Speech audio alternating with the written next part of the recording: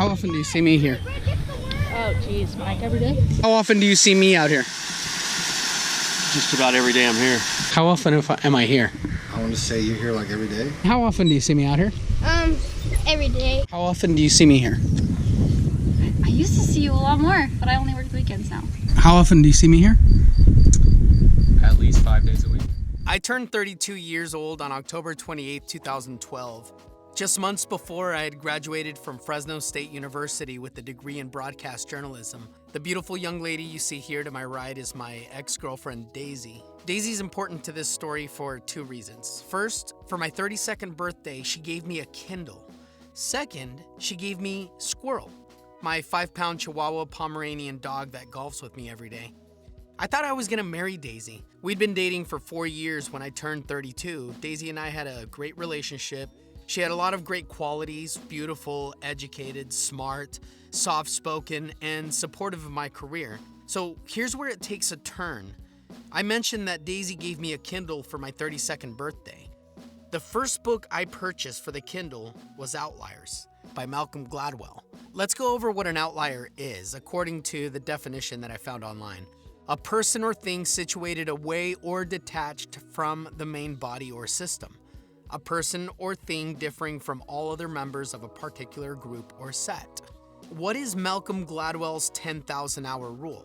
Gladwell explains that reaching the 10,000-hour rule, which he considers the key to success in any field, is simply a matter of practicing a specific task that can be accomplished with 20 hours of work a week for 10 years. We sometimes look at people and we think that they must have this great innate talent, and we forget the enormous amount of work that went into what looks like genius. There's a principle I talk about in the book called the 10,000-hour rule, which says that in a wide variety of disciplines, from being a good doctor to being a great golfer, it doesn't matter really what it is, it looks like we need to spend 10,000 hours practicing before we get good. It took me 2 months to read this book, mostly because I went through it twice, wondering, could this be a possibility? Could it be this simple? Just practice 10,000 hours and you become a professional in any given field? I wanted to put it to the test. So in December of 2012, I started my journey to completing 10,000 hours of practice.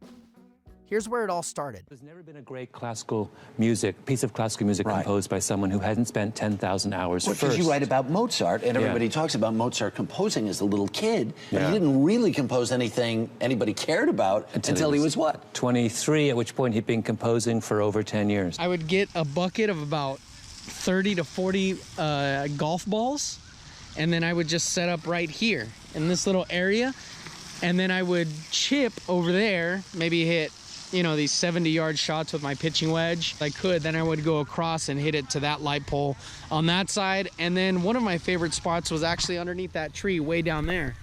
I would work from about 6 o'clock, 7 o'clock in the morning till about 2 o'clock in the afternoon. And then after 2 o'clock, all of the jobs for voiceover kind of dry up. And so I didn't have anything to do after 2 o'clock. So I just started practicing. I practiced here for about a year and a half. This is like my little chipping area right here. I would hit it from tree to tree to tree. Within 2 years of beginning the 10,000 hours, I was shooting in the 80s. By 2015, I had shot even once. The first time that I shot even, I was using an old Ben Hogan set of golf clubs that my accountant had given me. The set was at least 40 years old and they were blades. I was just on that particular day. The story of the Beatles and why they defy the norms and why they were as successful as they were. Well, I was really taken by what happened to them before they came to America. They come here in '64 and it's the Beatles invasion. Explode. But before they came, they were the house band in a strip club in Hamburg, Germany. Right. And they would play 8-hour sets 7 days a week for months at a stretch. Sure. And the idea there is that it was that we think of them as these geniuses who just come out of nowhere and who are naturally brilliant, but in fact they put in an apprenticeship of thousands of hours. 1460 times 7. 70 times 0.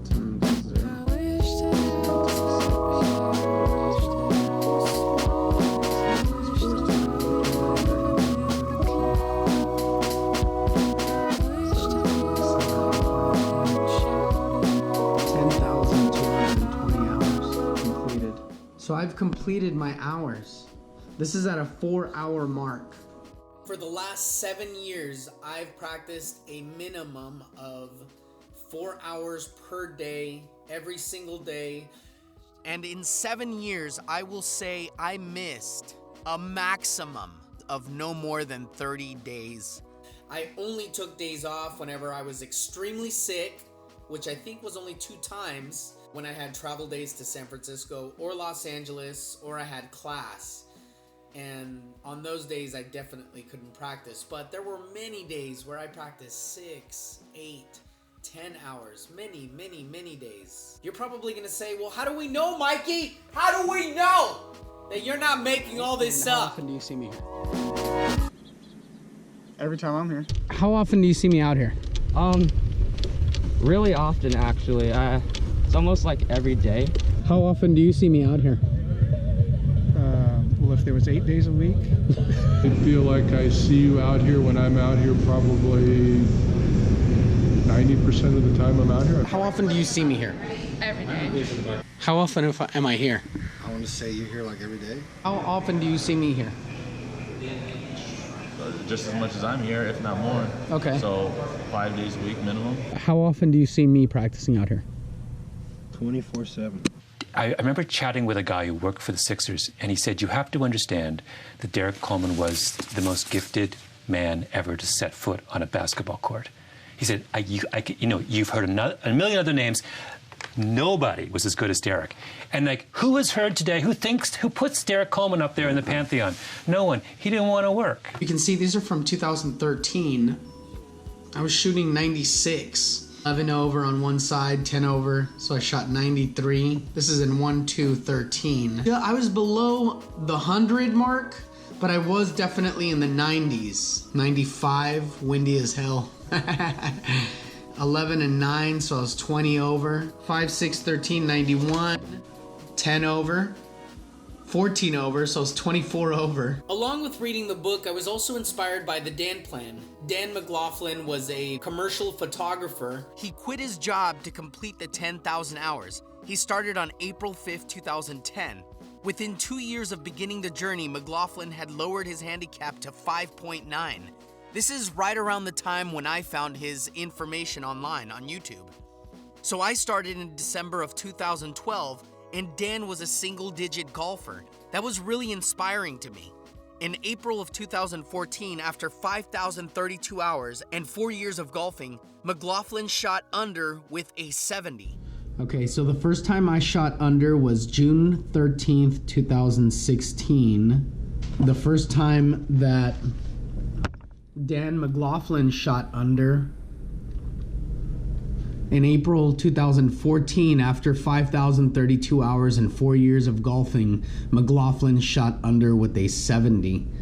So at 3.5 years after beginning the 10,000 hour journey is when I shot under. And I shot 4 under. And really, like I said, everything was just dropping. I mean, you can see from right here that I've got a bunch of 4 and 5 footers that were just dropping. Birdie.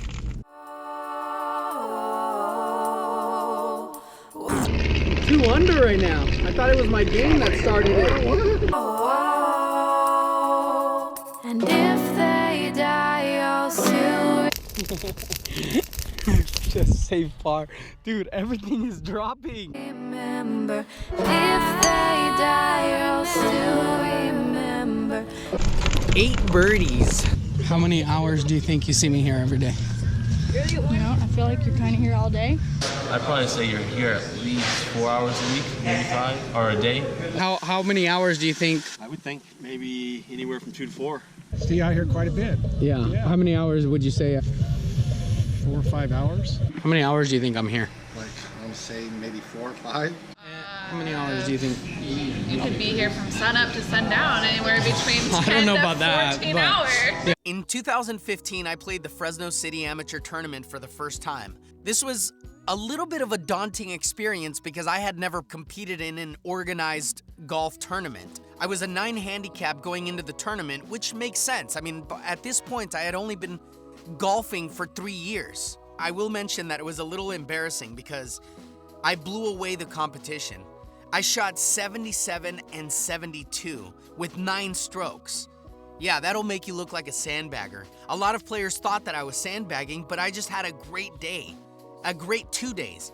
It was definitely a fluke. For those of you that are not familiar with the term sandbagger, a sandbagger is a person who pads a handicap or acts as if he or she is at a lower skill level than he or she actually is, so he or she can achieve better results during competition. In 2016, 4 years after starting the 10,000 hours of practice, I joined the scratch flight at the Fresno City Amateur. Up on #1 tee, playing out of Riverside, Michael Robles. All right. It was embarrassing. I think I shot like 87 and 89 in my 2 days of competition. Missed the cut, of course. When you throw your heart and mind and soul into something, you get something back. Now, in my book, I call that notion, that belief that effort brings reward, meaningful work. And when you look at the lives of people who are really successful, what you see over and over again is this idea of meaningful work is embedded in their consciousness. So for the last 3 years, I've played in a handicap traveling tournament. Some of them are in Las Vegas, some of them are in Stockton, Sacramento. They're played north of where I live, which is about 3 hours. And what I wanted to do is I wanted to complete the last 4,000 to 6,000 hours, and I wanted to compete at the same time so that I would give myself a great opportunity to see if I would be able to compete against professionals once I completed the 10,000 hours. Well, my friends, I have completed the 10,000 hours of practice in August of 2019. After 7 years of chasing this endeavor, and I have to say, yeah, I've become a lot better. My home course is Dragonfly Golf Course in Madera, California. I play right around 7,300 yards. I shoot just above even consistently. I would say every 10 rounds I'll shoot 1 or 2 under. And you're gonna say, well, does it work, Mikey? Does 10,000 hours of practice work? And I'm gonna say yes. It absolutely does work in my opinion. 10,000 hours or 10 years of focused practice? Well, I think that's going to help. I think you have to have some sort of ability. I mean, you have to have some kind of the right mental mindset, and I think you have to have the athletic ability. A lot of people don't think that golf, there's not too many athletes playing golf, but it does require to be somewhat athletic. Do you think it's a good baseline for practice? Yeah. Yeah? No doubt. I think it gives kind of an achievable, countable goal, which most people don't really have. We're kind of out here with the intent of, okay, maybe I'll get better, but I kind of just want to see the golf ball fly. They always say practice makes perfect, but if you practice things, you might get a little bit better, but I don't think it'll ever be perfect. I think it'll put you at an upper level. I would say so. Yeah, and this applies to anything. It's not just golf. Let's say it's business. Would you agree or disagree with it? I know I kind of caught you spontaneously, but... we're talking about brand new pickup. Yeah. I probably maybe agree to that if we're doing just like a 10-year span. Yeah, 10,000 hours. I mean, if I had an extra 3,000 hours, I feel like I could have gone pro. Not necessarily. There has to be a level of talent there. Some people are missing coordination, ability to reach certain levels just from their genes. I think you can play golf for a long time, and if you play, you're going to, if you play consistently, you're going to improve. But it just depends on all the other things I was just talking about, is what level you achieve. It's really the discipline that I've learned along the way. The falling down and getting up, that is the most important thing. 10,000 hours of practice, focused practice, and consistent practice is a great benchmark. It's a very good guideline to become proficient at something. Now, does that mean that you're going to be able to compete against the best? Probably not. You got to consider that the best has gotten past the 10,000 hours 10 years, and they're well on their way into 16 to 20 years, 20 to 25 years, 30 years of doing something consistently. It's a great start to the fundamentals of becoming great at something, but there's a lot more work to do. Okay. When did you first pick up a club? I was 4. Very Competitively, early. though, started when I was 7. Right, but I mean, picking up a club at 4 years old makes a huge difference. You played in college, right? Yeah. Yeah. My scoring average my senior year was 75, I think. Okay. 74, 75. What's the lowest you ever shot? In competitive event? 69. Ooh, nice. Okay, do you think you reached the 10,000 hour goal? Oh, yeah. This is what I look like when I first started. Now, this is 2 years after beginning, so this is probably in 2014, and this is what my swing looks like now. So what is next for Mikey Boy? Well, the 10,000 hours are now complete. I'm beyond the 10,000 hours. For the next year, I will be scouting tours here in California.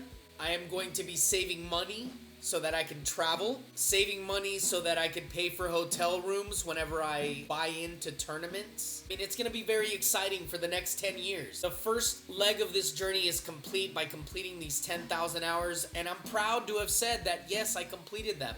What happened to Daisy and I?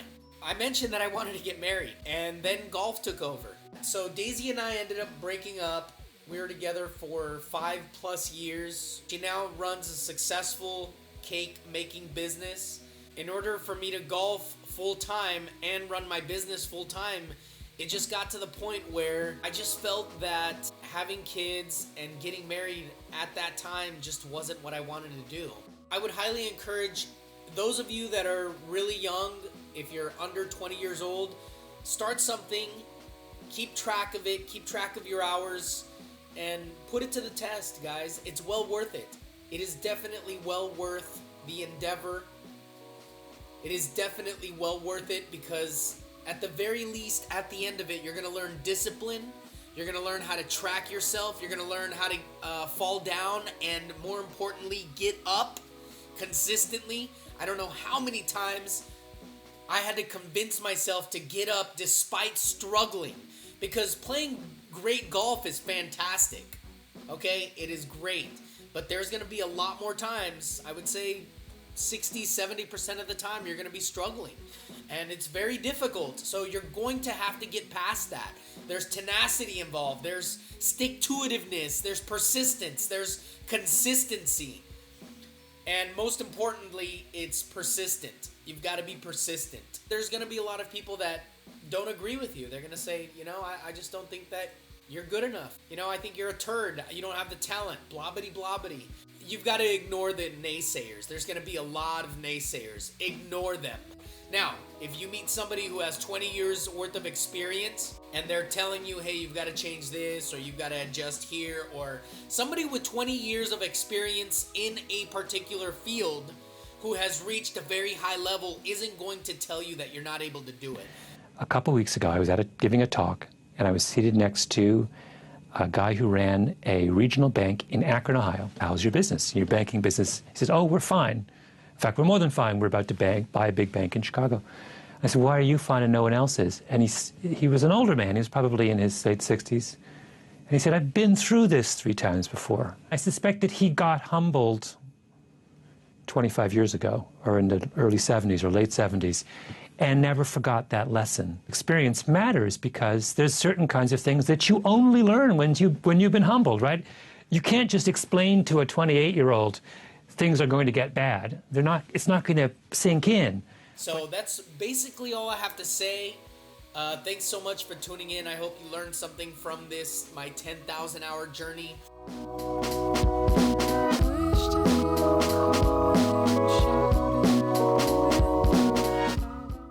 Don't give up. Pursue, pursue, pursue. Give it a shot. And it's never too late. The last thing that I want is to be 70, 80, 90 years old and say, I wish I had done this. I wish I had done that. Take a chance. Take a risk. Save money. Plan accordingly. And most importantly is be persistent. Oh yeah! Thanks so much for tuning in, guys.